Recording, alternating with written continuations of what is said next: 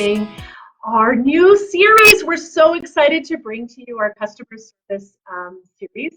There will be 4 of these sessions, and Rochelle is leading the first 2, and I'll snag them from her and finish us off with the last 2. Now, here's the thing, as some of you know, we do love to hear from you, and so please use the chat as our opportunity to converse with one another. Just above me are your emoji buttons, also a place to ask any other questions. If you don't want to use the chat, that's okay.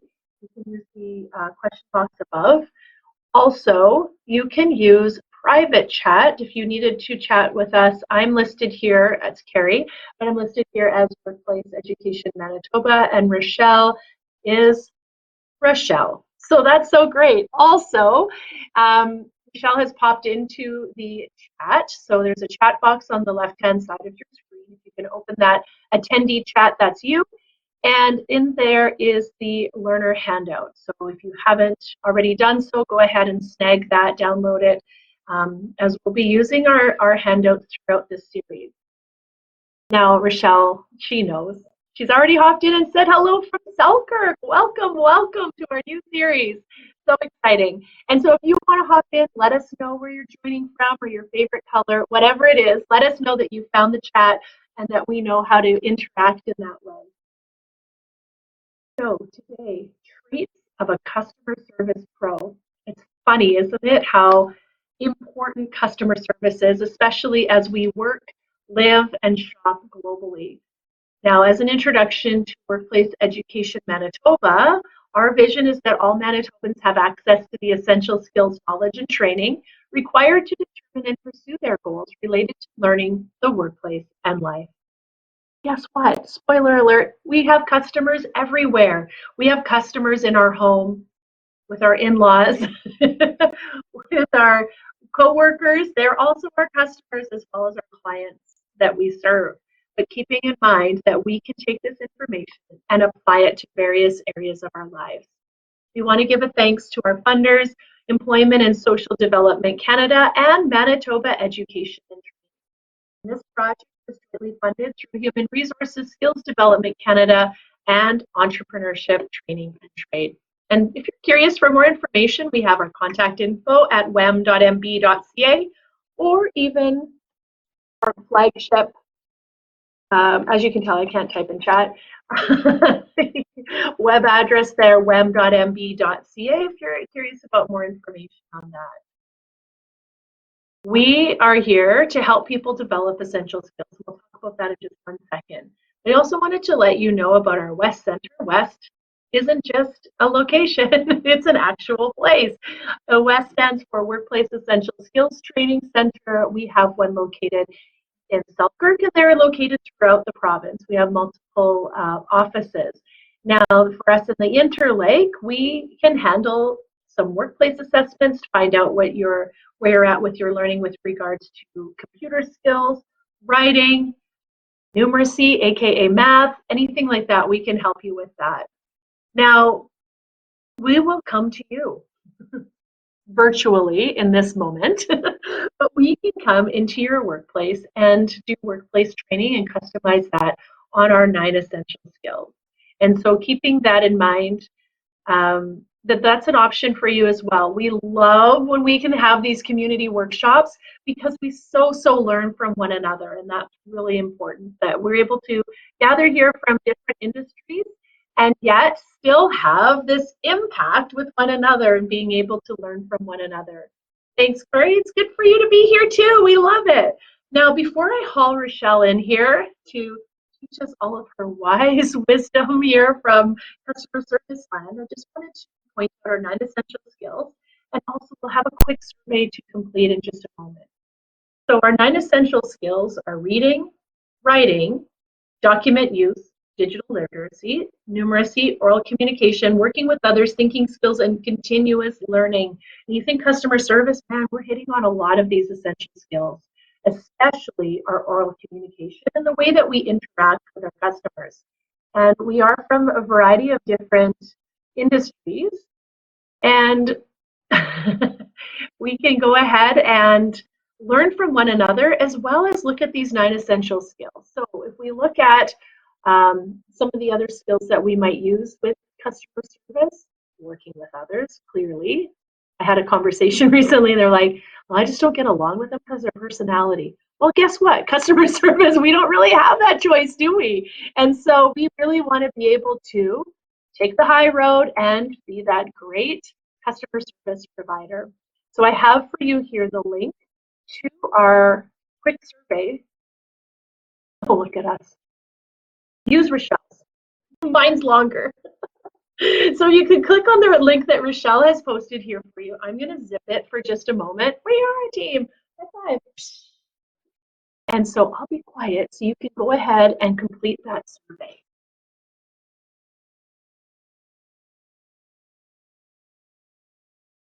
Alrighty, thanks everybody. If you're still finishing up, please still hit that submit button. It means so much to us. Now I wanted to invite in Rochelle. As you know, Rochelle is amazing. She is a customer service pro. She has worked in customer service for a super long time. And if we think about it, we all probably have worked in customer service a long time. Rochelle is a continuous learner herself, working on her finishing up her degree in leadership, which thank goodness for that. We can feel all of her brilliance. And so I'd like to invite Rochelle in right now to take the reins and lead us through this customer service session. Thanks, Rochelle. Hey, thanks, Terry. Great to see everyone this morning. Tell me in the chat where you're coming from. What city are you in? I'm in the beautiful city of Selkirk, Steel Town, as it were. For locals, you may know that term. Warren, I just drove through Warren not long ago. Morden, let's have some corn and apples. Love it. St. Andrews, beautiful. Lac-Dew, I love Lac-Dew. Oh, and most of the Granite Mountain. Welcome, Granite Mountain, here as a group. Jen's with us from Oak Bank. Michelle from Pine Falls. I was just in Pine Falls a week ago. How great is that? Morden, the Paw. Oh, you guys, you're making me want to staycation here in Manitoba. I love it. This phrase, customer service, what does this mean to us? Oh, and I see a shout out to Garson too, right on. I love it. Folks, this is one thing customer service meant to me today. I went to get tea. For those of you who've taken a workshop with me before, you know I might be addicted to my tea. And I just put it in my travel mug and brought it to the office. And I saved it for this moment. And guess what? It's coffee.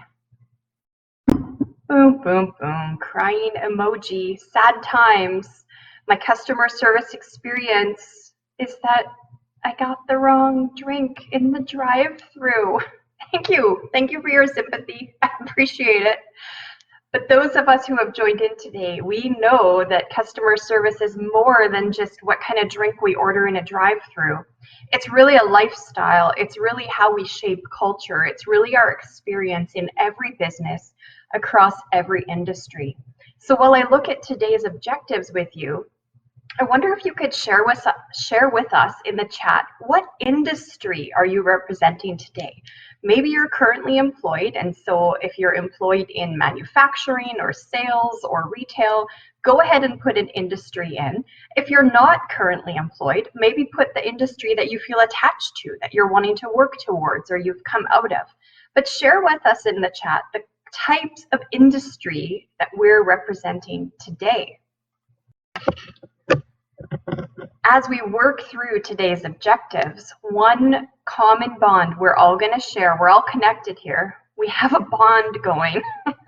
And the bond is that regardless of industry, we are all in this business of serving our customers. We're all in this industry of building relationships with customers who are in or outside of our organization, internal or external customers.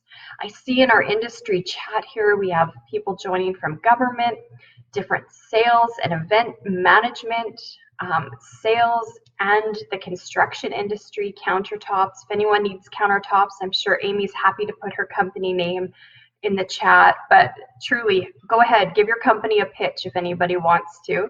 Feel free. Working for a chamber of commerce and 40 years in retail. Sandra, my soul sister. I've done so much retail. I've got the detail on the retail. And manufacturing, financial. Look at all you producers manufacturing things. And of course, Carrie's joining us from the education perspective. I love it. You guys, no matter where we are, these are the bases we're all going to cover. Now, you may have noticed in your welcome email when you signed up for today, we did ask you to prepare a thought for us.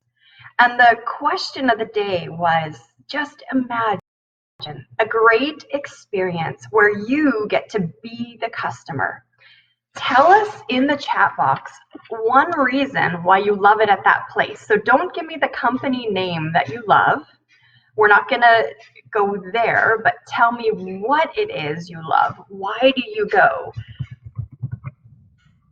There's mine. I'll start you out. One of my favorite places to shop in Selkirk. They know me by name, and they know the kinds of products that I need or am looking for or prefer. I absolutely love it, and I know their names too, and so I'm fiercely loyal to them. And Marina shares that experience. What a thing when they know who you are and you have that personal connection.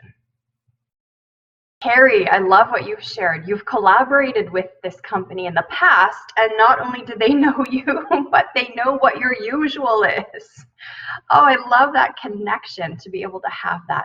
Marina, what you've shared is so incredible, that they're always smiling. That's one of my top 3 pieces. That whole concept of warmth is one of the things that drives me in life. I love it. And Amy, there's that trust Amy brings in here where they don't push the products on her that she doesn't want. That is actually trust and respect, isn't it? And Sandra, oh, looking at the whole environment of the space you love and what the staff create for you, that the staff create an amazing experience. Oh, I love it. I love the library. Can we just reopen libraries? And I'll meet you all there, because I just love it there. It's so amazing. And Victoria shares that they know her name and ask about her life and how things are going. And they remember the things you talked about. Like, a good hairstylist is phenomenal at that. I swear they must keep notes in the back on us so they remember these things every however many months in between visits. But when they know you and they remember and they make those connections, oh man, you guys are so nailing it. You can tell when they love their job. You can tell when coworkers get along. You can tell, like Michelle says, when there's a friendliness and a willingness and eagerness to work with her. And I'm so with you. None of us want to feel like we've interrupted the workers. Isn't it awful when you feel like you've interrupted them? And Michelle shares how they recognize your voice when you call and they address you by your name. And Alaka, I hope I'm saying that right. Feel free to put the phonetic pronunciation in the chat for me. Beautiful name. Alaka, warm, welcoming, and recognizing by name. Isn't it something to be known? It adds a worth. It adds a value. It adds a trust where you'll go back sometimes even with a subpar product just because the people are so great. My favorite, where I shared how they know me, they actually don't have the best price in their particular industry because they're just a small player in a big game.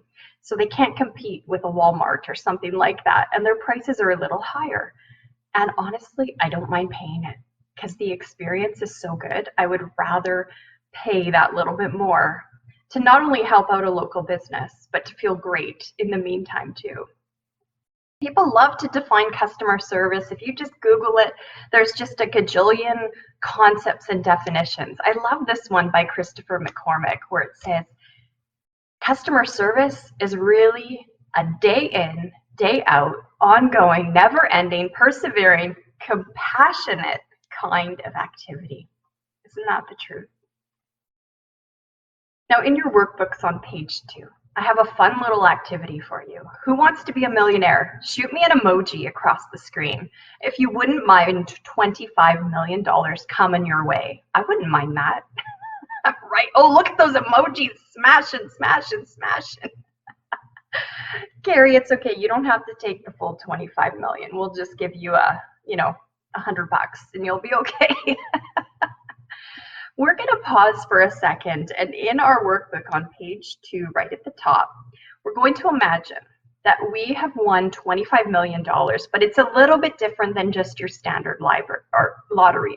Instead of taking the money and running, there's a test attached to this winning.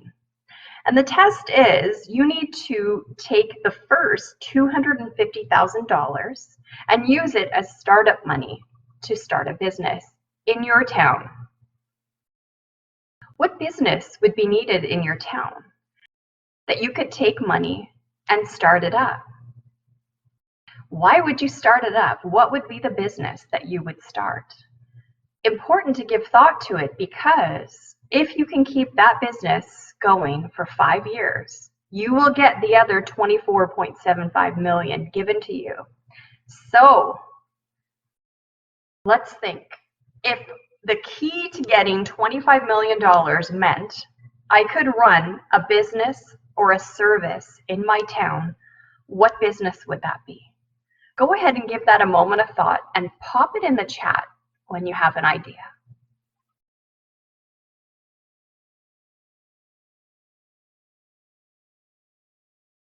These are so great. These ideas speak so much about where we live and what our towns need and what we're interested in too. The bookstore, coffee shop, and I love it that Jen adds that in too, a coffee/tea shop.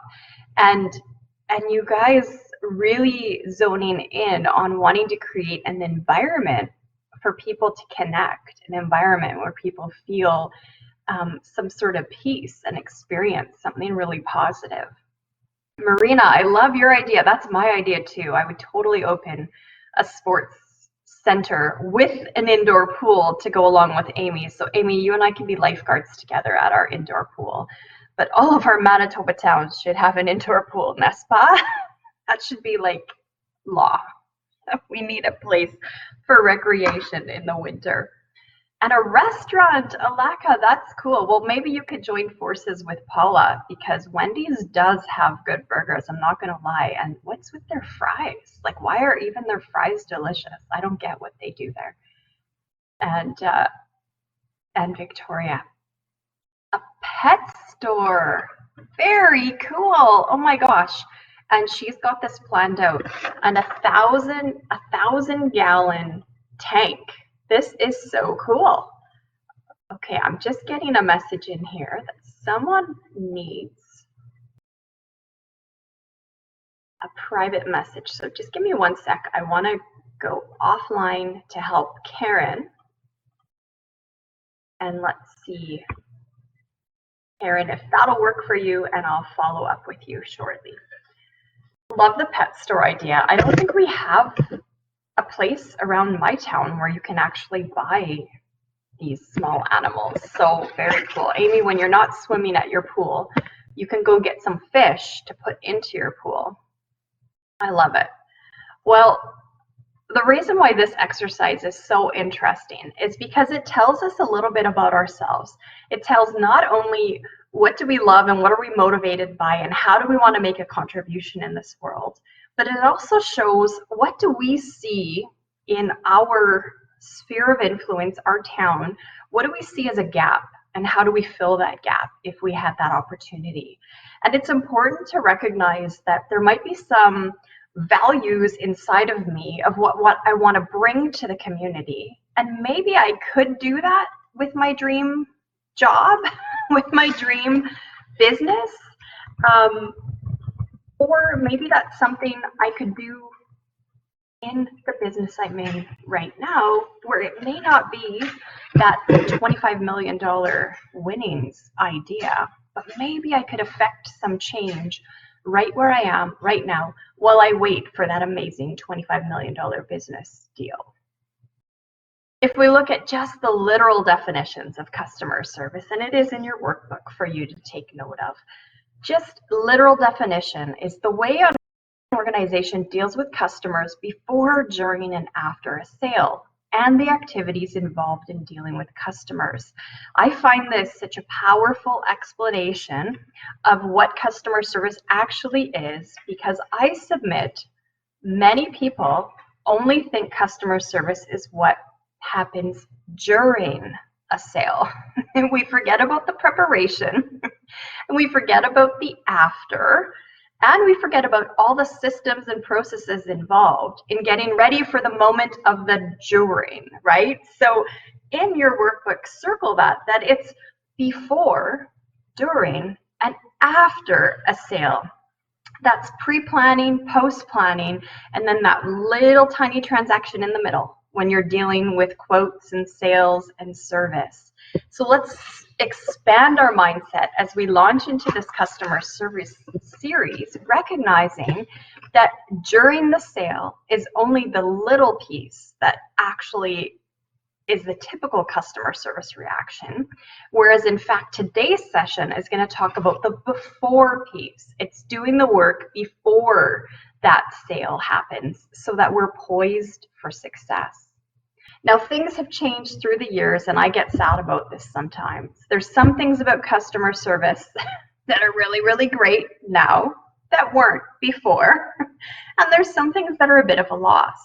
One of the bit of the lost pieces that I feel is that we sometimes experience that companies want efficiency or speed more than they want value and relationship.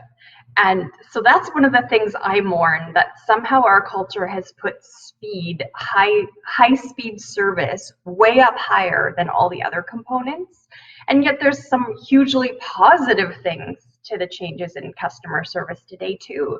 It used to be you could only reach a banker during banker's hours, right? Very limited. Whereas now there's the 24-hour access. So it's important to be mindful of what some of those changes look like, and recognize even in your workbook you do have a place where you can jot out what you think those changes are, and maybe you have people you're connected with who are older than you, and they got to experience culture years and years ago, and they can give you some insight onto how positive and negative changes have happened in customer service to better inform you of what the reality actually is. Now, there's this little businessman called Sam Walton. You may have heard of him. A little store chain called Walmart. I think it's going to take off and be a big deal. He has this famous quote where he really, although he was the top dog, the founder, the chairman, the CEO, his quote was that really the actual boss is the customer, because the customer decides who gets what, and the customer is in control of the outcomes of that business profitability.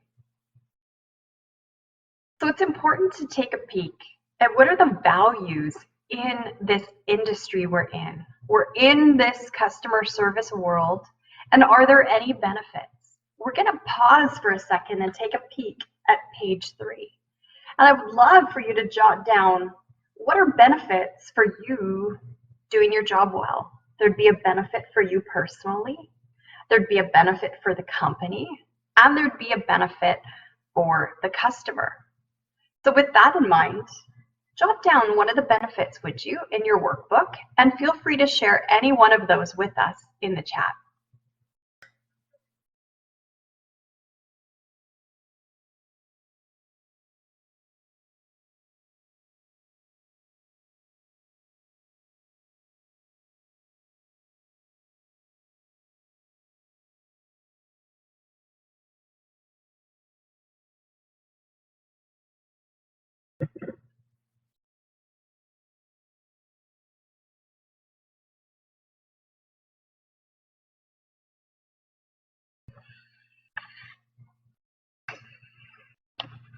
Amazing input, Amy. You're absolutely right. It does affect how everybody feels about the experience, right? Those who work there and those who shop there or do business there. It creates a relationship happiness. It invests in the goodwill between people. And of course, what makes everybody happy is more money for the business. Because as the company succeeds, it makes room for us as employees also. And Marina, great insight, opportunities to learn and share every day. And Alaka, I love that you can make the connection there, that the benefits can be reciprocal, that you get to benefit in having your own happy reflections to it, but that's also something you can bring to someone else. And not everybody works in a happy-go-lucky service industry. Maybe you don't only get to serve people their favorite meal. Maybe you deliver bad news because you're the call person on telling people about their specialist appointments for medical concerns. And that's not all great news that you get to deliver. And there's benefits and values even in that, where you get to affect an experience that someone else gets to have. And Michelle, you're absolutely right. As we grow, as our company grows, it's a beautiful circle, not a vicious circle. It's a beautiful circle because the company sometimes helps us grow up with what they call us to do and to reach up higher. And there's aspects to what we can contribute to help the company itself grow. Love these contributions you guys are making. You're well-informed, customer-focused professionals. How about this quote? If you're not serving the customer, your job is to be serving someone who is. And this is the concept behind, no matter where you are in the company, at the end of the day, that customer's the boss, so to speak, driving the bottom line of the business. And I know I share this from time to time, but one of the most impactful things I had early on in my career was watching the very dignified, very educated, high-ranking leader of the organization be the one who would pick up the garbage off the ground, who would clean off, on glass doors. They would grab some spray and a cleaner and clean off all the fingerprints. They were modeling that, although they were in this sort of important, prestigious role, they were willing to serve in whatever way they could serve so that every customer would have a really positive experience. Now, there are some questions in your workbook that I want you to save and do later on, particularly if you're going to be joining us in future customer service sessions. So for the next 3 Thursdays, sorry, today's Tuesday. For the next 3 Tuesdays, we're going to be doing this, where we dive into all those things that make customer service work so well. So your reflection questions on page 3 are really to help you consider how your personal behavior causes consequences. It causes ripple effects down the line, and you can take it many steps further than the few questions we've presented for you there. But it's an important first base for everyone in the industry to get on the same page, recognizing that who I am, what I do, does have an impact, and that impact is controlled by how informed and prepared I am for that customer delivery. Love what you're sharing, Sandra. This is like foundational piece, that if you're a leader, if you have someone you supervise or mentor in the workplace, we wouldn't even dare to ask them to do something that they haven't seen us model ourselves, right? We lead by doing, we lead by example. Because customer service isn't just one person. It's not someone with a certain colored shirt on. It's not the person who wears a certain style of hat or sits at a certain desk or answers the phone. It's a philosophy that goes company-wide, and this has really grown in our particular era we live in, where now customers believe that no matter who they're speaking to in the organization, there should be a modicum of decorum. There should be a standard for communication, and there should be a standard for information binding.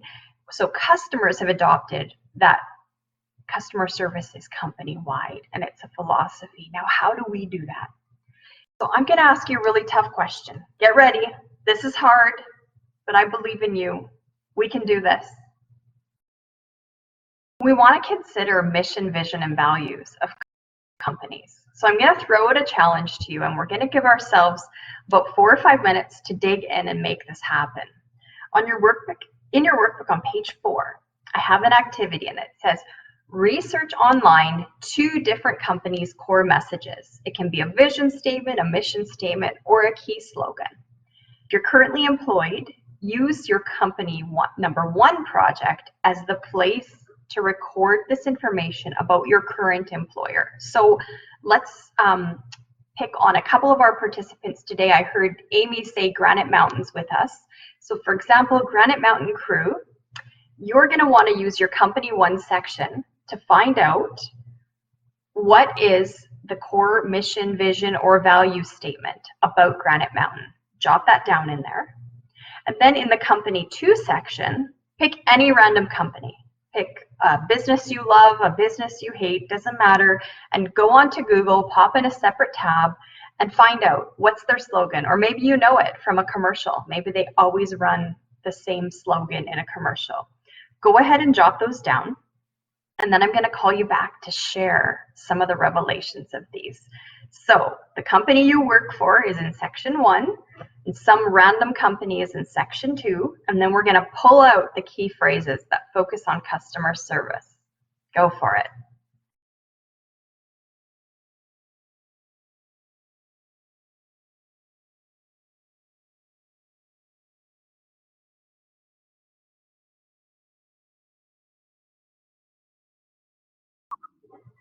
Okay, now I want you to start blowing up the chat, folks. So in those company slogans that you looked at, or those statements, there would have been some statements that were about the product. Maybe we want a quality manufacturing process. But then there would be some statements or words that shine a focus on the customer. And that could even be about quality. So what is the customer's experience going to be if they deal with our company? So go ahead and blow up my chat with some of the words or phrases that showed you where the focus is on the customer.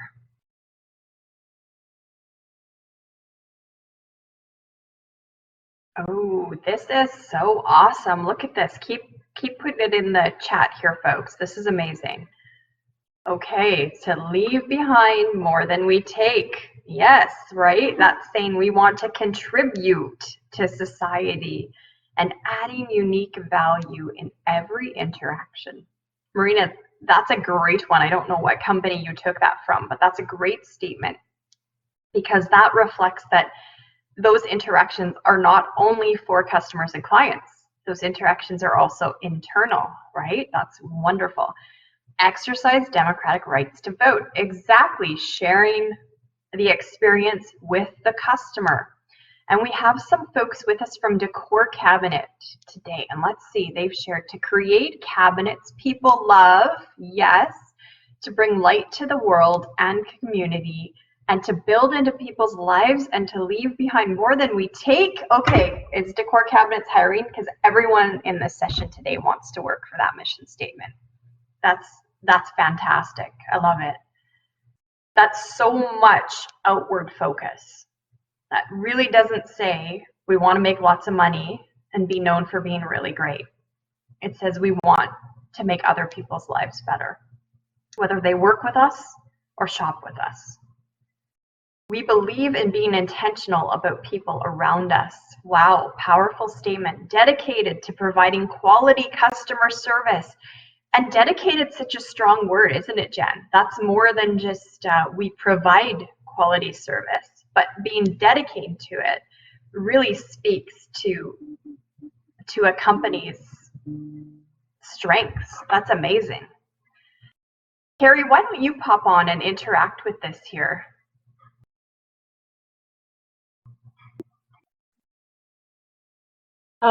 This is like one of my favorite topics is mission, vision, and values. I'm loving this so much. Yeah, You guys are hiring. This is so great. So, yes, promote a favorable business climate for our membership and community, help propel the PA and area to unrivaled economic growth, work on issues of community interest, provide business and leadership, to be the leader in helping Canadians discover a healthier outlook on life. Guys, isn't this amazing? So the thing is, everything we do will support, right, our mission, vision, and values. So in that day-to-day work, checking emails, doing reports, thinking of the things about my job. It's so great to remember our mission, vision, and values. And you think, every time we do a webinar, we could probably have like our own chant with WEM's mission, vision, and values together. But it really does help us to connect with those day-to-day things that we do and to keep that big picture in mind. And I think we can all say that when we're dealing with the customer, this could be a really important thing to remember to keep us kind of grounded in those moments of cray. Yes. It's amazing. I know Carrie is passionate about doing things from a place of vision, doing things intentionally. Thank you so much for sharing, Carrie. Anytime. And just to highlight for us all how really we could look at almost any company's value statement, and we'll find that the words place an emphasis on someone else. It's basically saying we only exist if we can help someone else in their existence. And that company too statement that Sandra shared with us in the chat, to be the leader in helping Canadians discover a healthier outlook on life. So even a word like discover, these are not accidental phrases in these mission statements, right? The word discover is somehow trying to ignite a passion and a desire in a customer to do it. They could have used the word educate to help educate Canadians, but discover is a more powerful word for customer engagement. And notice they said healthier outlook on life instead of healthy. So they didn't assume something negative. They just said, we want to take you from strength to strength and add value to your life.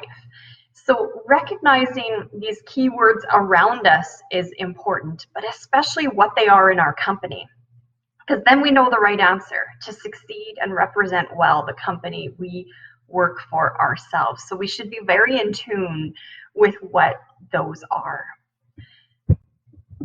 All of those goals of reaching the customer, of taking your service to the next level, of being the leader in your industry, believe it or not, they all come down to the 9 essential skills that we drone on and on about here at Workplace Education Manitoba.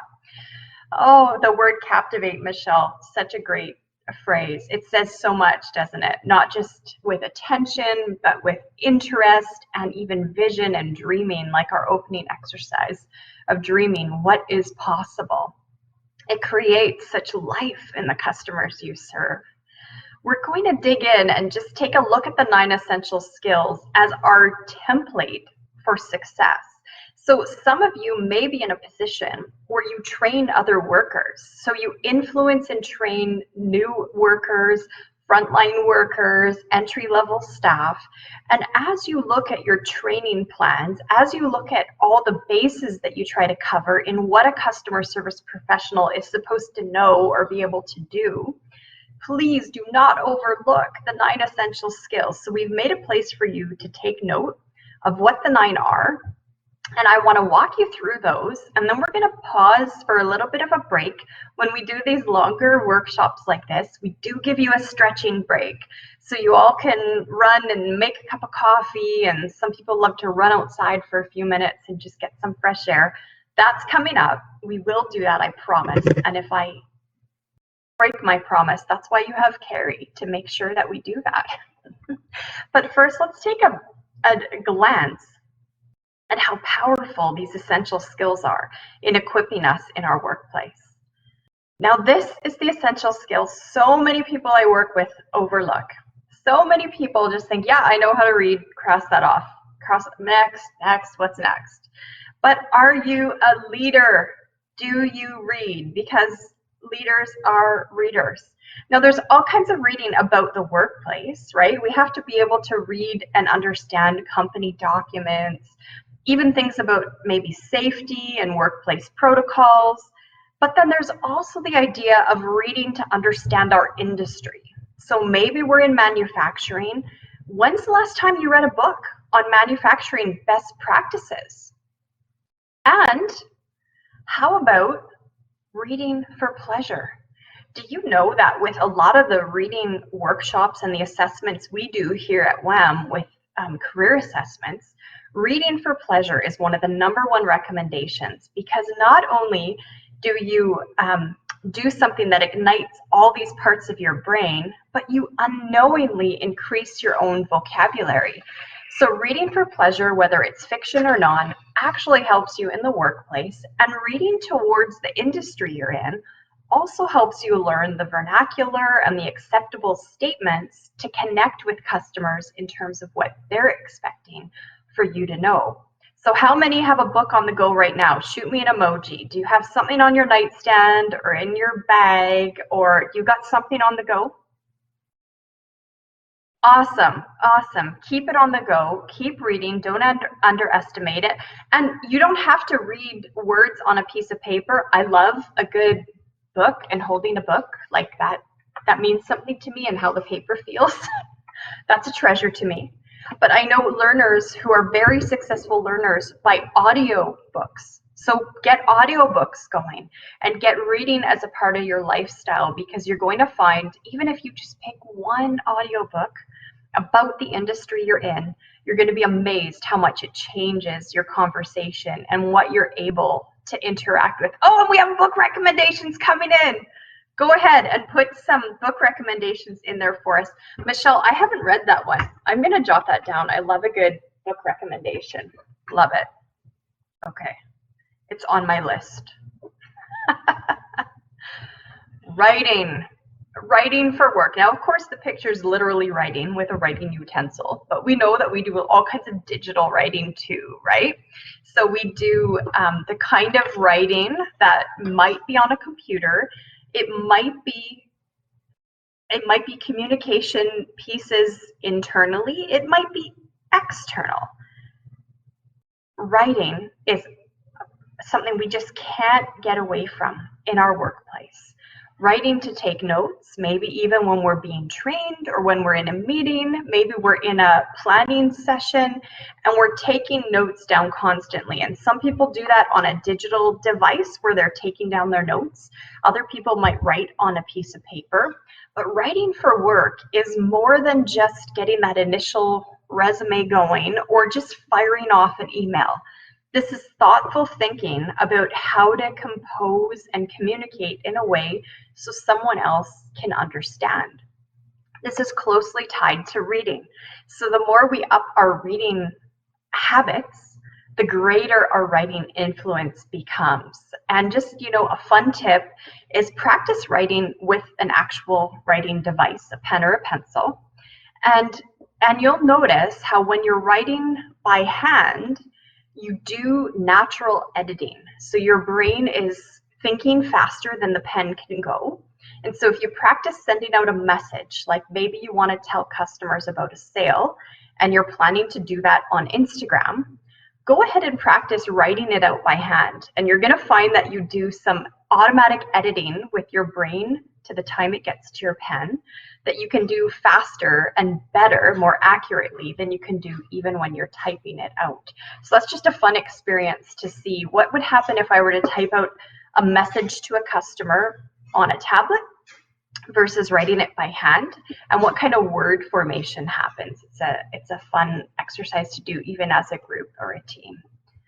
Document use is one of the other essential skills we camp out on at Workplace Education Manitoba. And of course, we know in our workplaces, there's the idea of being able to complete forms, to interact with manuals. If anybody out there with an emoji ever have to do incident reports in your workplace, So an incident report, something's happened, whether it be an injury or a customer service interaction, that's basic document use that we have to know how to do. And how about the most favorite document?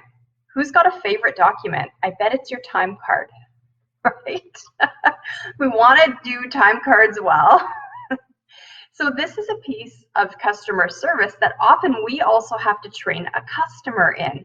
We might have certain processes on how a customer gets their information to us. Maybe if we send them a quote, they have to sign the quote and send it back. So there's a whole communication piece in service, recognizing, are our documents user-friendly, and do customers know what to do with them? And is there a way to get it back easily? I just had a company send me something to sign. So they sent me a big long PDF where I actually, the way it was protected, I had to print out this whole big long PDF to add my physical signature, only to scan it and send it back. Not customer friendly. So recognizing what's the relationship between me and my customer as it relates to paper or fillable PDFs and so on online. Important question to ask the process pieces within your own company. Digital literacy, this is our lifelong lesson we can never get away from. We'll never graduate. We're going to keep learning. Now that might be a new point of sale system in your company. That might be computers and tablets. Maybe you're in a scenario where you have a live chat or a live helpline. Most of our phone systems today in the office are digital. Maybe if you're in a manufacturing process, there's robotic machines that complete a lot of work. And so the whole understanding of our own digital literacy helps us to make connections with the customers in the way they're expecting. And typically they expect us to be one step ahead digitally. Now, don't forget about numeracy. I know, I said the N word, numeracy, or the M word, math. Some of us right-brainers don't like to talk about that. Crying emoji, anyone? Anyone? Or if you love numeracy, happy emoji with the heart eyes. Math for the workplace. Oh, thank you. Thank you, my people.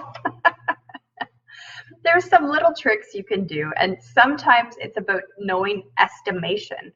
So sometimes it's knowing, generally speaking, when I sell this product, it should be in this ballpark. Generally speaking, when this transaction happens, it should be around here. Maybe I can memorize certain landmarks where I know the numbers are supposed to land about a certain place.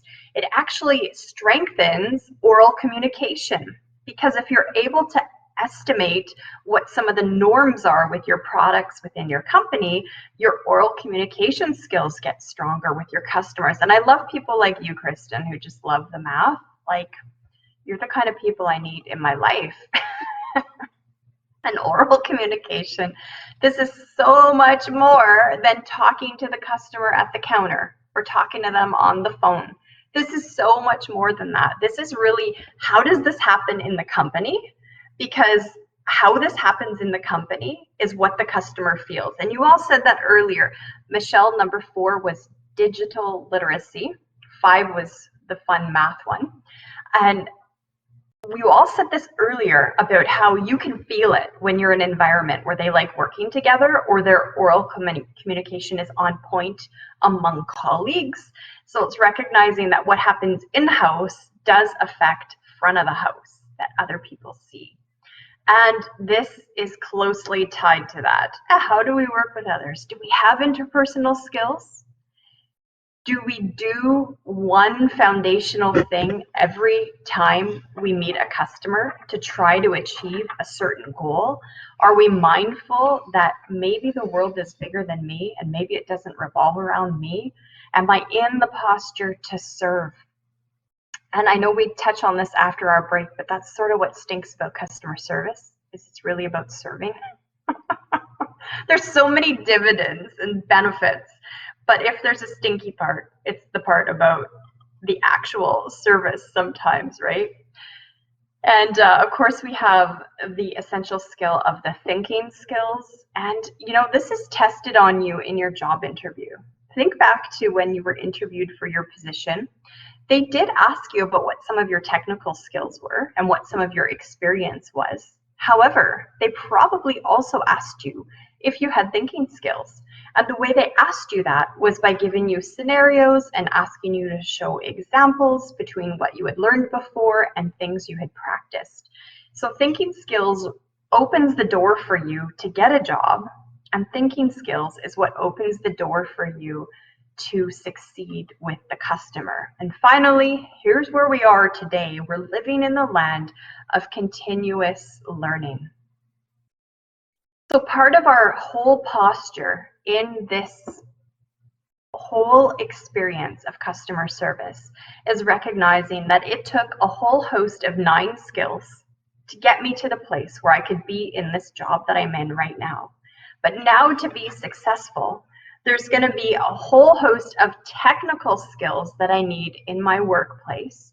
And your workplace's technical skills and information and knowledge will vary from employer to employer, but there are some absolutes that don't change. And when we look at what employers are looking for, this is an interesting concept of Human Resources Skills Development Canada. On the left side, listed a number of these essential skills that we're talking about. And they rank them from most important to least important based on what employers were looking for. As it relates to customer service, this is specifically about a cashier job, for example. And they noticed that employees were saying, hey, the additional skills is really, really important. Things that exist like good hygiene, being friendly, being clear, watching your language, using helpful language, and the ability to listen. They ranked those as really high on the list. Next, underneath it, they said, hey, writing skills are huge. In the whole realm of cashiering and retail customer service, isn't it interesting? We don't rank writing that high when we think of a cashier. And yet this nationwide project to undertake it, working with employers, they said, writing skills is right near the top. We need people to be able to communicate in writing because everything we do has a paper trail. Everything we do has a written record to some capacity. And isn't it fascinating? The math skills isn't even at the top of the list. We might think that's the cashier's #1 job, but actually in terms of skills, that's one that employers recognize we can teach that, but we may not be able to teach the listening, the language, the self-management. So those are the expectations we have on a worker before they come to us.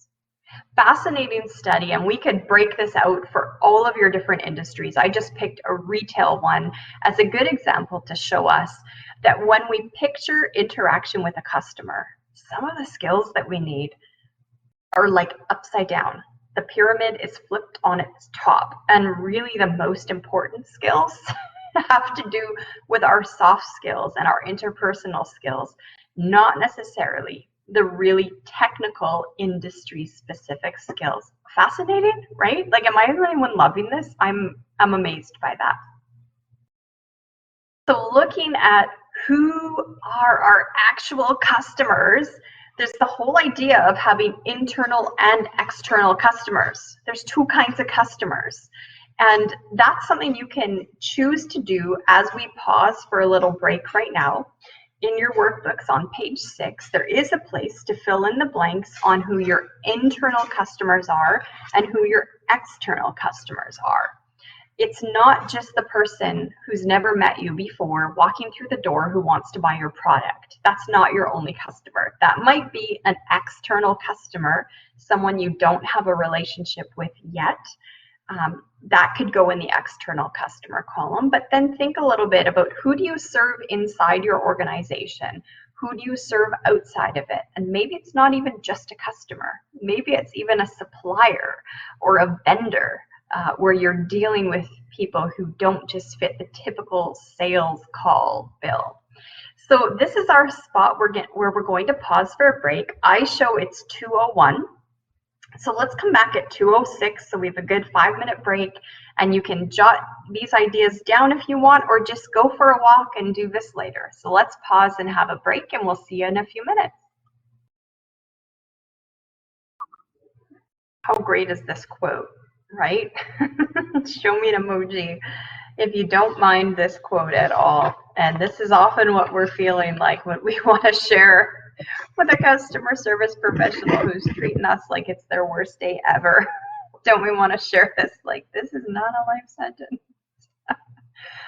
Feel free to post this one on your staff room bulletin board for those who need the proverbial kick in the pants, as it were. Beyond those 9 essential skills that we looked at, I'm going to motor through 6 that a lot of the top customer service people feel are the most important. But we're going to go through these ones quickly because we want to camp out on the one secret weapon. And there is one trait that trumps every other trait. There's one that I do believe you cannot succeed in business if you don't have it, whether that's dealing with customers or coworkers. And we want to live in that land for a little bit, and we have a fun quiz to do with it and so on. So we're going to zip through these 6 top ones in the industry so that we can spend time on the really key one that will change your life totally. One of the top ones, of course, is friendliness, and many of you said this right at the beginning. And knowing that friendliness being that characteristic of creating an environment of friendship, sometimes we don't want to be friends with our customers. And I don't mean friends like go hang out in their pool, because I know one of our learners today has a pool, and we're still waiting for the invite because we do love the beach. But we're not talking about that kind of engagement with your customers. We are talking about creating that environment of warmth and friendliness. And it's really about helping the person to feel safe. So sometimes a customer has to be able to ask questions or make requests. And how do we create an environment of safety for them? Friendliness is hands down, second to none, number 1, and it always involves a smile. So if you don't deal with customers face to face, please draw a happy face on a post-it note and stick it on your desk where you can see it. Because even when you're on the phone, if you make your face smile while you're on the phone, it literally changes the sound of your voice. It can be a total game changer in a phone conversation. So please do not forget this, whether it's face to face or virtually. If you're writing an email, put a smile on your face. It will change the way you write down the words that you're putting out. And learning to ask the questions, Amy. Asking the right questions so that the customer feels empowered and heard and not disempowered. I love it. And that's asking those open-ended questions in the spirit of friendliness, in the spirit of creating that friendship environment. We cannot underestimate empathy. The opposite would be apathy. Apathy being, don't really care, take it or leave it. Que sera, sera. It could happen or not happen, doesn't matter to me. We cannot underestimate what empathy does in customer service. So you may not have been in their shoes, and in fact, they might be experiencing something with your company that no customer has ever experienced before. But the empathy of their experience and what they might be going through, we cannot underestimate it. Now, Carrie has a cool link to pop into the chat for us, and it just refers to an article that I'd love for you to read later, where it talks about 12 positive phrases that you can use to show empathy for customer service. Now, you can go deeply into them, and I encourage you to actually write them down, because these are phrases that are tools for you, that when you're in that hot moment, when you're not sure what you can say, you can actually jot down these phrases like, I would be happy to recommend, or thank you for your understanding, or. And there's 12 of them that help you take something negative and put it into positive phrases. It's a tool you need to have in your tool belt. And sometimes if you're in the heat of the moment and the emotions are high, these are not readily available in your mind. So it's not weakness, it's actually strength and preparing in advance before the transaction to have these phrases ready so that during a transaction, you're reaching for them like you would reach for a tool. Another one of the professional qualities of a true professional is the idea of fairness. Now, fairness is not just keeping things fair, like if you poured one person a glass of chocolate milk, the other person gets a glass of chocolate milk with the same amount of milk in it. That's a thing. That's a true quality control issue that, particularly in the restaurant business, everything's done to spec so that everything's fair in terms of quality. But I encourage you to kick the tires on this one. There's even room to jot about it in your workbook. Fairness can have to do with maybe the concepts of ageism. Do you treat a teenager the way you might treat a professional? Do you treat a senior the way you might treat a peer? Fairness might be even in your own company's practices of how they deal with customers. Now, some of the practices might be out of your hands. For example, I heard a story the other day from someone who works at Shoppers Drug Mart. There's a new way to collect optimum points, new-ish, where you don't just use a card anymore, but you use an app on your phone to collect your company loyalty points. So they were serving a customer, and the customer was so excited because they spent $50 and they got like 50 kajillion billion points, and bells started ringing. Like it was just a big deal how many bonus optimum points they got. And like, show me an emoji, are not optimum points the best? You can totally figure out the math on how much money you have in your optimum account. I love my optimum points. But what happened was, the cashier's there interacting with a customer who was so excited about their 50,000 bonus points they got because they spent $50 or whatever the number was. And then the next customer steps up, scans their Optimum app, and had heard everything that had happened, but didn't get bonus points. And the cashier was telling me about how this Optimum thing works now on the app is you get specialized promotions for who you are and what you buy. So not all of us have the same bonus points on our apps. So it created this environment of a lack of fairness between two customers standing in line, recognizing one had access to a great bonus system of points and the other one did not have access to that. Sandra, I love it that you were a former Shoppers employee. I love that store. It's so awesome. And I do love their point system. But it's a great example of how sometimes active returning customers might experience certain treatment that a new customer or a customer overhearing a transaction may not be privy to. So recognizing there is a concept of fairness to incorporate, because as we can see on the screen, it's hardwired into humans that they just expect it. They notice it and they measure it. And when we forget it, it has these costly implications on our business. Now, here's a phrase to jot down in all your reading that you're going to do, because you're all avid readers. How about the phrase moral courage? Great phrase, and it's actually a thing. Moral courage is a thing. The definition of moral courage is decision making that does not take into account personal gain or personal self-esteem. So in this realm of customer service, do we have the moral courage to offer the fairness to the recipient of our service at the expense of our own personal gain or our own personal self-esteem? Can we lay that down to extend the fairness branch to the person we're serving? Deep questions, right? Like, this is deep thoughts right here. Now, there's the whole idea of control. And this is something to really be astute about what your role is.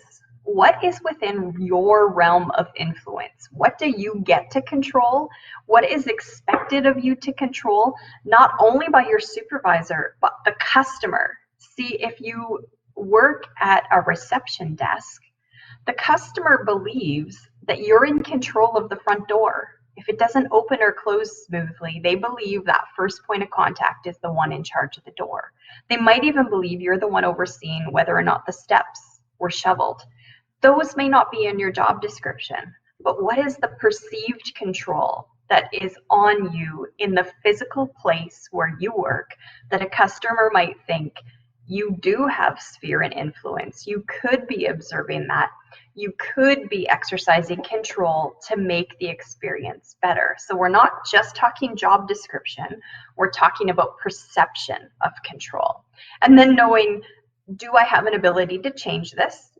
And if not, who do I call? Who's the next point of contact so that I can efficiently move a customer into someone's hands who does have the ability to control or influence the situation?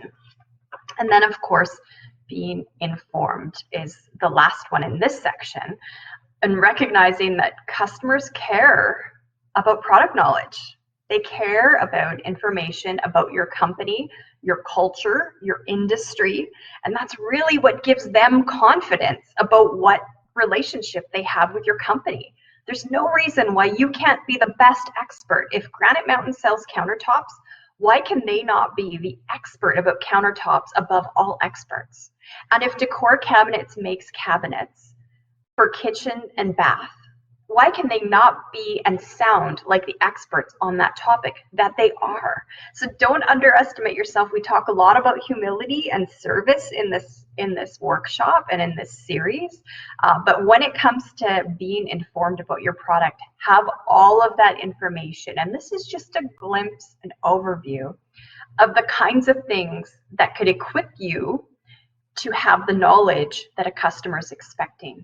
How do your prices work in your own price structure, and how do they work in the industry? Where do you fit? Are you selling yourself as the most premium product, but your prices are the lowest? We got to know this, where we fit in the industry, and probably need to know the why on it also, right? Things about your company, about the product. The more you know about the history of your company, the more you can make connections with customers. Maybe the founder of your company grew up in Winkler, and maybe the company started out in a little hut in Winkler, and eventually it grew to a bigger office, and now it's a franchise across the nation. Well, if you're dealing with a customer in, let's say, Winnipeg at a head office, and that customer's talking about how they grew up in Winkler, you can make a connection about your product just because of history that you know about your company. Oh, did you know our founders built this company in Winkler? And this is why the idea came. The more you know about your manufacturing process and the history, the more it builds that relationship and builds the confidence that you have your customer's best interest in mind. The awareness of one of your shortcomings, just one, is way more powerful than being aware of 1,000 shortcomings in someone else. And this is our transition slide to take us into the conversation about the absolute most important, can't live without it trait, the foundation to success in customer service, the king of all traits. Dun, dun, dun, dun. That good hard look inside. Self-awareness is what makes or breaks a customer service professional. Because let's face it, show me with an emoji, how many of you have lived through a crisis in the workplace? Whether a customer was super unhappy, or a production line stopped, or all of a sudden there was a huge drama. Have we lived through a crisis? Here's the thing, we always will. Yeah, how about in the last hour? Anyone? Good call, Sandra. We all are going to face this in the workplace. So the thing is, if we have an understanding of who we are and what we're coming in with, what our strengths and weaknesses are, what our triggers are, how we're wired, then we're able to control the emotions, zip the lip, control the tongue in the time of crisis. And we're the one who can take command of a situation in a way that brings calmness, respect, and dignity to a customer, because we're good here. We know who we are, we know why we're doing this, and we know what motivates us. When people understand themselves, they would be more in control emotionally and could adjust their behavior with others, so that a stress-free, congenial work environment is created. Now, this is absolutely huge. On the bottom of page 7, why don't you go ahead and give yourself a mark on the test here? It says rate yourself in terms of having a healthy self-awareness or a strong sense of self-awareness. Do you rate yourself really high? Are you a medium or are you a low? And we're talking like overall, can you trust yourself 5 days a week, knowing where you're at and how to recognize your various triggers and stresses and what to do with them? Now, your test answer that you scored yourself there, we're going to put it to a test, okay? We're going to make you prove it. So on page 8, I'm going to be silent for a few moments and give you a chance to work through that activity on page 8. So there's columns to check off as a response to each question, where you're going to say about question 1, I find that no, rarely, sometimes, often. You can give yourself a check mark in each of those columns.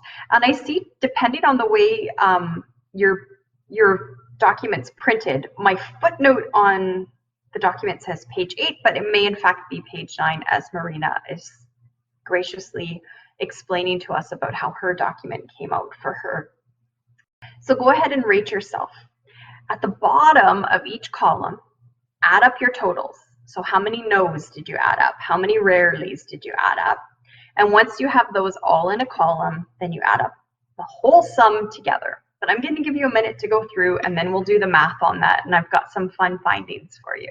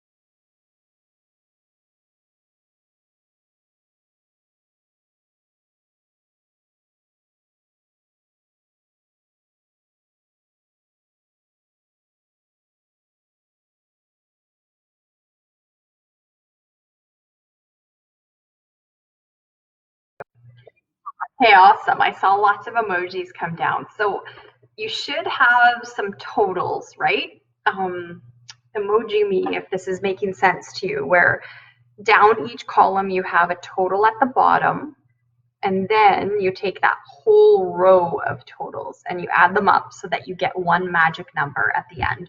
So the lowest number you could have, I guess, would be 15, but you might be feeling all kinds of results coming out as you go through. And actually in your instructions, I see there is a misprint where we didn't give you the scoring rubric. So we'll fix that for next time. Sorry folks, but there is a rubric on giving yourself the different points in each category. So let me grab that for you.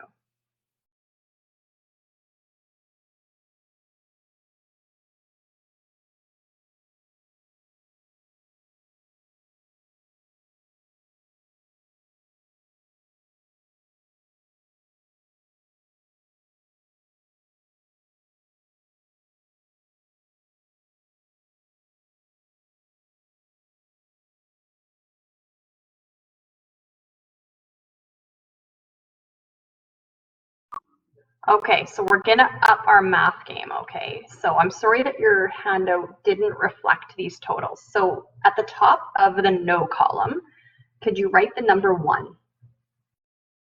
At the top of the rarely column, write the number 2. At the top of the at times column, write the number 3. At the top of the often column, write the number 4. And at the top of the usually column, write the number 5.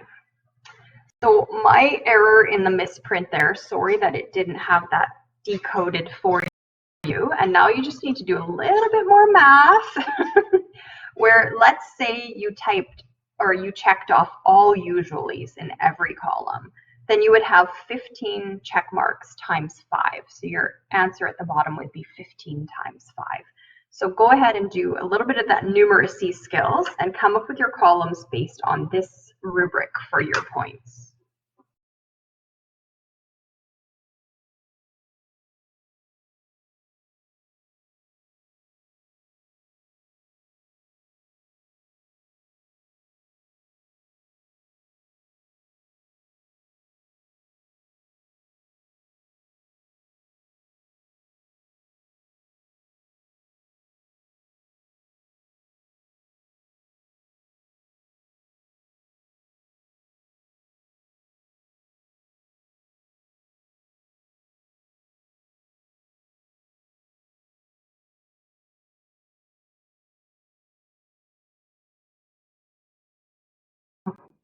I popped that in the chat for you so that if you do want to take note in your workbook, because you can do this with people down the road too, to come up with your different sums as a team.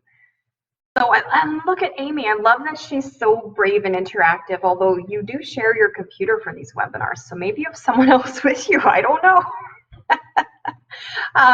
And Rena, Jen, oh, look at you. You're all strong workers here where any employer would love to have you. I'm going to walk you through a little bit of the results, as it were. When we look at the overview, if you're ranking yourself maybe 34 and below, you're probably in a realm where self-awareness is a new concept to you. And you want to do a lot more intentional learning about not only what self-awareness is, but trying to figure out what your own stress reactions are and how you respond to crisis. In that middle category, when you're finding your scoring is ranking between the 30s and the 50s, this is a little bit like typing speed, isn't it? Right? Like words per minute. 55's pretty good. So your self-awareness in that middle realm is strong, and it probably produces healthy relationships. But when it comes to conflict, it's saying that there might be a level of mastery that could still be explored. And when we're getting to the point where our numbers are adding up to 56 and higher, we're getting into that realm of expertise, where we're recognizing that no matter what the context, we have ourselves totally in self-management mode, and we can just put out fires with other people. And Amy, thank you for being brave. I love what you share in the chats, because conflict is most people's struggle. So thank you for being the first one to go ahead and say that. And really, really what we struggle with is that we end up with an emotional response to something happening, and we have to not only deal with the customer and make their conflict go away, but we have to deal with the internal conflict that we feel like jerks, or we feel embarrassed, or we feel like our company let them down. And notice I gave you a real life example that I didn't even plan. As I had you all going through this activity, I realized that the scoring rubric wasn't in there. And what did I do? I apologized and I told you, hey guys, that's me. I need to fix that. I need to get this workbook having that rubric in it for you. And I hope that created a sense of shared experience where you realized, oh, hey, Rochelle's totally screws up like every single day. She's just like me. And in those moments of conflict, like the self-awareness piece is recognizing I get to go do me and work on me and fix me and deal with my emotions from this whole situation later. But what they've appointed me to do right now is do that all for the customer. So I love page 9, or maybe Marina, yours is page 10. There's really practical tips in there on how to work on self-awareness. And not only is it understanding, but it's also physical management of taking the deep breaths, making sure we're actually breathing in those moments, and making sure that we can take criticism. In fact, go to your people who you trust the most and ask them to criticize you. Ask them what you can work on, because you know they love you. And that way, then when you're getting that rub from a customer, it's not just touching that sore, insecure part of you, but you're already equipped in advance. Because remember that initial definition of customer service. Serving the customer is before, during, and after. Notice my volume there. Before, during, and after. I have a question coming in from Corey. Would answering a question like number 12 in a positive way, where we rarely do not enjoy work, throw off our scores? Am I reading it wrong? Right. Yeah, I don't enjoy my work. Yeah, that's a good question. If you're reversing the answer on that, Corey, you're right. It could alter your scores, because you could answer the question, no, that statement isn't true. Or you could answer it, no, I don't like my work. So thank you for that input. I'm going to strengthen the wording on that question so that it is a lot more accurate. And honestly, in some of the customer service things we have to do, whether it's our actual job or it's just a task we've been thrown in for a moment or a day, there is an aspect to not necessarily loving all of the work that we do. Most of us have 90% of what we love to do and we're good at, and then we get 10% of the stuff that's like, ugh, I have to do that, but I'm going to do it because I love the 90%. So this is where self-awareness is so key, because if you're thrown into that 10% part of the stuff that really, really makes you uncomfortable, then you have to know how to self-manage to get yourself comfortable. So that whole how process is only something you do in advance. You have to practice these things, the self-management and self-awareness. You have to practice this before the heat of the moment so that you can not only master your emotion in the moment, but you have to be able to take away from it. Even somebody who's telling you criticism that's maybe it's a piece of pie, or it's a pie, and only one piece of it is true and the rest of the pie is fake criticism. It's knowing how to take that piece and appreciate it and do something with it in a positive way. One of the key concepts for us to get our head around, I hope you've signed up for the next few sessions to go along with this, because next week we actually dig into this, that part of the culture of great service are places that can work with culture. So come to next week's session if you want to talk about the service industry top practices. And this isn't just the color of someone's skin. You know, I saw a statistic recently that up to 10% of the population is colorblind. And that's a fascinating thing to know if you decided to color code all the signs in your warehouse so that whenever someone sees a red sign, they know what it means. And when they see an orange sign, they know what it means. If 10% of the people are colorblind, there's a whole concept of shaping your culture in a way that reaches and engages with everybody. So understanding also how hierarchy plays a role in this. This is a thing that we're going to dig into next week because we don't all work from the same place of understanding about hierarchy. Carrie has a colorblind one, and you wear such great colors, Carrie. I wish they could see them. So with that self-awareness, we need to attach some action to it, right? Knowledge without action is just dead. It's a wasted energy. So let's attach the action to it and look about how do we take control? How do we empower our behavior? How do we empower our environment around? And fun fact, ladies, sharing that, it's interesting. It does actually affect boys or men more than girls and women. So that's a cultural reality we want to be aware of. When someone tells you to go stand on the red line, we have to know if everybody is dealing with the same place of understanding. I want to go into this personal management piece because it's super fun about those pieces that you get to bring forward. So past your company vision and into who you are as a professional and what you get to bring to the table that they never even asked you to bring. It's all the unwritten stuff. But before we do, Carrie takes the reins again, and she's going to walk you into that quick survey so we can wrap up this portion. And I'm just going to give you that, spoiler alert that we still have this personal management section to talk about, and I have some recommended reading for you too. But I will turn you over to Carrie. Oh, Rochelle, I've grabbed the wrong thing. I'm inviting everybody to a Zoom meeting, apparently. So if you don't mind throwing that chat into the chat, Rochelle, apologies. No problem. One sec. Thank you.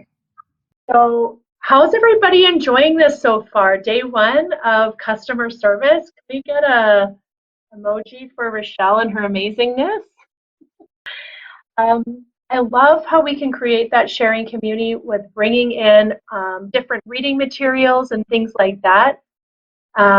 If there's anything else that you guys are working on or working with, please feel free to share it. Now, in the chat, we have our survey form for the post part of this session. And so if you could go ahead, grab that. Michelle will be being our tech head here and looking to make sure that we've all had an opportunity to fill it out. So let's go ahead and do that right now. It is the same. So this is a great observation. So thank you for noticing that. Yes, we want to know if there have been any shifts. Have you collected anything different or interesting that you'll be able to use? So what we like to do is to capture your learning from the beginning. Where are you coming in with? And then on your way out, is there anything that you've picked up along the way?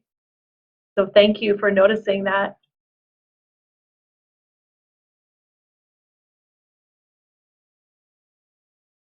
Just waiting on a couple more people.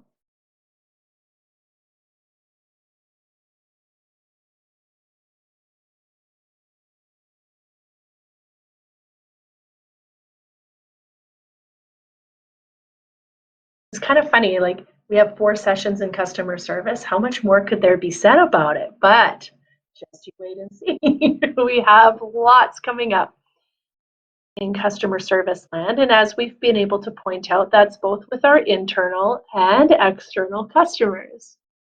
Yes.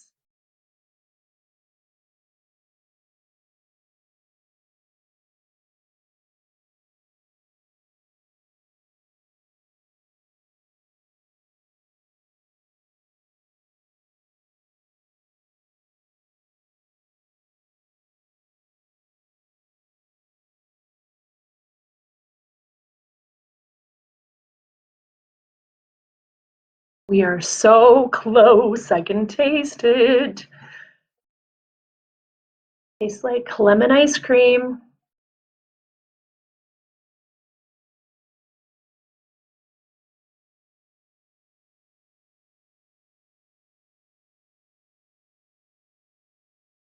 Okay, thank you. Thanks everybody for filling that in. Rochelle, we'll hand it back to you. Thanks everyone.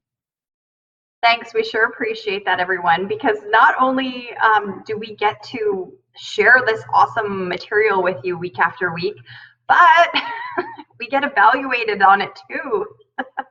So we totally appreciate not just ourselves, but our bosses appreciate that they get to hear what are you learning, what's connecting with you, and it doesn't always have to be good. If you really hate what we presented, give us that good constructive criticism, because we're good at taking that also. Of course, we like the fun stuff. You know, one thing about this whole concept of personal management is that we share this part together. The one thing we talked about expressing empathy to customers, but as customer service professionals, people in the service industry that are trying to meet demands, prices, overcome competition, and do it all quickly and with quality, we have empathy for each other, do we not? If you have empathy for all the people who joined with us in our training today, shoot them an emoji. I don't know if there's a hug emoji or just a thumbs up, but we're in this together. And you know, one of my very first retail jobs was selling shoes back in the day, when the shoe person got down on their knees, took your stinky, dirty, wet winter boots off of you, and with their hands put on a new pair of shoes onto your stinky, swollen feet. And they don't sell shoes like that anymore. Now they just throw a box at you and let you go on your way. But that was my humbling moments as a teenager, to be on my knees putting shoes on angry, ungrateful, stinky people and getting treated like absolute dirt, and doing it with a smile on my face because I wanted the paycheck. And when we go through those things, it does something to us. It changes us. We recognize that maybe the world's a little bit bigger than just me. And we also recognize now with empathy the people who serve us. So since then, the people who've had to serve me in ways that are probably not their favorite thing to do. Even if I went for a pedicure, I just think, do people love giving pedicures to someone? I don't know, but I have so much empathy for them because I dealt with people's feet. Right? So it's taking the empowerment of what we know and what we've experienced, even when it's negative, and moving that empathy to our fellow workers as well as the customers. I love your sister-in-law. If she loves doing that job, I admire people who want to do that. And the idea of personal management, we do have courses at WEM also called Personal Management Basics. And there's the whole realm of communicating well. And how do you know if you communicated well? It's not just that you said it or did it. It's that all the people involved got the same message. And sometimes that's not just what you've given to the customer. Sometimes that's also what you've given to the employer, so that the employer has a record of what happened, right? So the communication might not just be in that during the sale moment, but it might be all the pieces, even reflecting on what happened with a customer. We cannot overemphasize enough the positivity and the professionalism needed. And in the communication piece, a huge part of it is listening. This is one that I've looked for when I've had to supervise employees. I love and promote the people who know how to solve problems. So there might be opportunity for you in your role to be able to just report back to management what all the problems are. And there might be an opportunity for you to report back to management on what some of the possible solutions are. So make it a practice to not only report the problem, but to also provide an opportunity. And sometimes it's within your sphere of influence to offer that to a customer. And sometimes you need approval on that. So a good entry-level example of solving problems would be Starbucks. You might remember when Starbucks was getting huge in the market, they were training all kinds of new employees all the time. And so Starbucks had a standing coupon that if you waited too long for your drink without you complaining, they would take your drink, slide it on the counter, and with it they would slide the coupon that says your next drink is on us. Did anyone ever get one of these Starbucks coupons because you waited too long? Back in the day, I lived in Vancouver and Starbucks was exploding and they couldn't train staff fast enough. So now you're all sad that you never got this coupon. I'm sorry. I'm sorry to tell you that. But Starbucks, oh, Jen, I love people like you who gave them out like candy. I love it. So back in the day, this is how they empowered their employees to say, the problem might be out of your control. We might just be too busy, understaffed, undertrained. Who knows what the problem is, but we want to empower you to solve the customer's problem. So you slide them the coupon with the drink as the apology. Oh, I had no idea they discontinued that. I thought they just got faster. But what problems are yours to solve, and can you be creative about even proposing solutions outside of what you've been given to solve? So solutioning things is huge. And I just learned from one of my clients this past weekend, they were staying at a hotel and they had their vehicle stolen at the hotel. So hotel parking lot, it's lit up, it's supposedly secure, and while this hotel guest was not looking at their vehicle, which was locked and parked, it was stolen. Well, the front desk hadn't had to deal with this before. It was in a safe neighborhood. They've never crossed this bridge. They didn't know what to do. And so they worked on solutioning. So the initial point of contact was quickly apologizing and trying to find out solutions. And then they right away reported to their manager. And then manager is working with security, and security is saying, well, we have this all caught on video. What can we do to help the customer? And they didn't know. They didn't have a plan on this. There was no policy. They had to use common sense to say, how do we solution this in a way that helps the customer and helps protect our reputation as a hotel? So the security staff quickly burned 2 CDs, one for the customer and one for the police, that showed the surveillance footage of the vehicle getting stolen. And I think they worked on solutioning how to help the customer with an extra night at the hotel and stuff like that. So sometimes solving the problem is so that you can save the reputation. The hotel didn't want to be known as being a bad hotel or in a bad part of town, because it wasn't. It was a great experience. But the client's reflection on it was saying, wow, everyone jumped into problem-solving mode. Housekeeping, room service, security, they all went into how can we help turn your life around today because your vehicle was just so stolen and that really stinks. Do you want our shuttle to drive you somewhere? What do you need? That's the kind of problem solving where you think out of the box and recognize what's in my power to do and what other departments can I engage to help make this happen. Now here's one I hate, but I'm obligated to share it with you. One of the top personal management basics is about learning to multitask. Multitasking is a thing, and it is a fallacy all in one. So do not underestimate that you often have to stop and start in customer service. So maybe you've been told to do a certain project, but the phone is ringing off the hook and you're not allowed to let it go to voicemail. You have to answer the customer's calls. So there's this flipping back and forth between tasks and what do I do? So can you do everything at once? No, you can't do it all at once.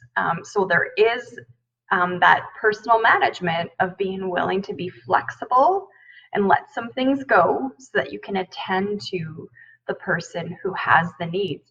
This is something that has to get practiced, and this is something you may want to even talk about with your supervisor. What are the absolute no's? Like, nobody should ever wait outside longer than this amount of time, or find out what those are, because then it helps you prioritize right away how you need to do things. Now, in your resources at the end of your handbook, this is the topic that the activity focuses on. So there's an activity in there about an individual who's got multiple problems and decisions to do. And as you go through a scenario, she has to determine what some of the values of the company are and how to process this big return and complaint and so on, along with company values. So it's shifting hats and gears to meet the company's need and the customer's need.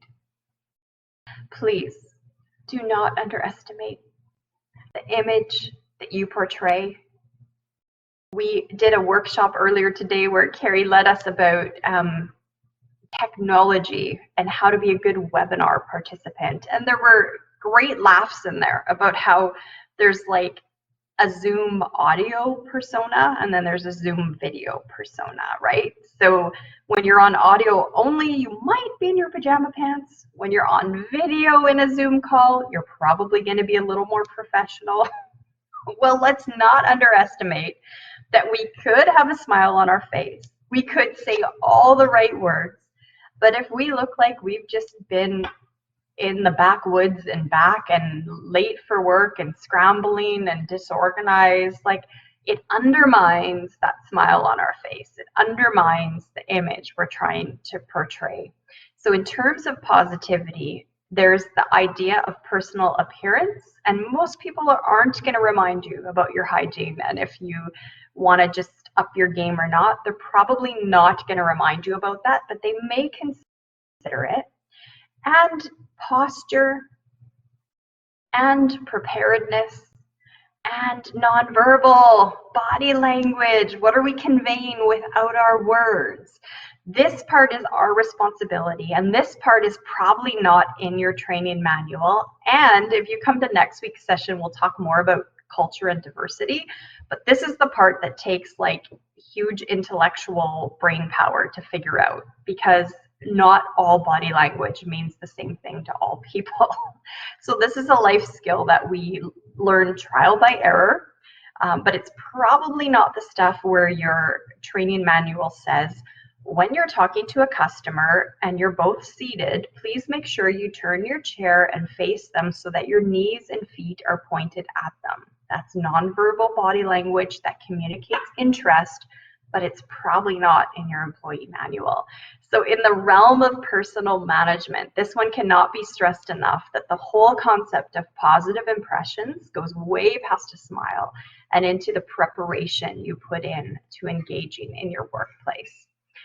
This is what customers notice about you. You can totally feel the vibe. You can, even if it's not happy in the environment, even if everybody's stressed out because it's like short-staffed and everything's crazy in an environment, people almost don't care about what some of those weaknesses are if they can tell that you're working together as a team, right? That's who they want to be a part of. So these ideas of serving the customer, it would serve you well to really recognize that it might be all on me in this moment, that I'm the person communicating the message, but I'm a part of a bigger team. And that not only makes me want to promote them and make them look good, but it also makes the company look good. That this is a great place to work, therefore a great place to be, shop, do business, etc. I love the mission statement someone shared earlier from their company of how they want to make a difference in the world. I think that was the cabinet company, Decor maybe shared that, that it was about making the world a better place, making a difference. And Granite Mountain shared about how honesty and integrity are a key part of it, and respect and trust. And that's not just with a customer, that's with whether as a team we're building that. And the sad thing is, this doesn't always happen from the top down. Sometimes in middle management or in our little department, we can create a culture and an environment that's second to none, even if it's not coming from the top down. And I want to acknowledge a comment Jen made earlier about tea. It was not 36 Tea that messed up my tea order today, but I do give them a shout out. They are a great little business. And if any of you are in Selkirk, give them a chance. They're a delightful place to experience. And they do sell tea and coffee. And I love that Jen discovered them. That's just the coolest. And actually, this is one of the vibes you feel in that institution, right? That you actually can't go inside right now because of COVID. You order at the door. or at the takeout window. But when you're in there, this is totally what you feel. And I bet, Jen, you experience this, is that they have each other's back. And when it's busy, the manager jumps in and she's making the drinks and sweeping the floor and doing all that. So creates the kind of energy that people want to be around. How about this quote from this very famous mogul of entertainment? Do what you do so well that they will want to see it again and bring their friends. On that note of recognizing that what we do creates ripple effects beyond just the customer we're serving and into the people that they affect, I want you to be aware the whole word of mouth concept is huge. And I read a stat yesterday about how men actually share it more than women. That I'll bring you back the numbers on that next session when we gather. But the word of mouth factor for what men share about good business experiences is phenomenal, where it's mind-blowing. That I think it's something like they tell on average 15 or 20 people when something doesn't go right. So we want to make sure that we're influencing in a way that makes people want to bring their friends back. And yeah, Sandra, you're so true. Like, we can share these stories of empathy and dissatisfaction when it doesn't go right, you know. And social media can be so crazy for that. So when we gather next session, we will dig into we've done the foundation today, and then we're going to go to another place of what's expected in the service industry overall, what actually influences culture, what puts you on the map as a company. And before you rejoin us for that, I encourage you to take a peek at the resources at the back of your handbook. We have things about understanding your emotional intelligence, how to increase your self-awareness skills, and even exercises you could do to that end, and more things on customer service training. A couple book recommendations. I noticed Michelle shared the title Untamed today. And then what was that one? It was called, was it Customer Service Revolution? Someone shared in the chat. That one sounds so intriguing. I want to look that one up. There is another book called Effective Leadership, a little pocket-sized book that's handy to have in your arsenal. It's by an author named Ken Lawson.